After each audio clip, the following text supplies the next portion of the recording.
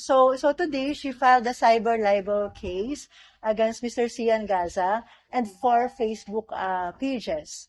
So yun po yung mga nagpapalabas ng mga false news against Michelle. Napakarami na po, halos araw-araw may mga lumalabas na mga maling impormasyon tungkol po kay Michelle. In fact, meron pong isa pa doon na nasa ibang bansa daw siya at tumakas. So here, she's here. Kita nyo naman, never po siya umalis ng bansa. And lagi naman po kaming humaharap sa inyo at sinasabi namin sa inyo kung ano po ang aming mga statement at ano po yung aming stand sa mga allegations sa kanya. So, yun po yung purpose kaya po nandito si Michelle to file that case against these persons and these pages. Michelle, how is everything affecting you right now?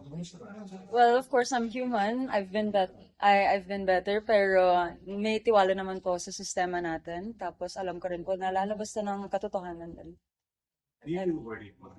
Do I feel worried? I know I'm on the right side of this. I know that, again, na I put my trust in our system, and I know that lalabas naman po ang mga kailangan lumabas.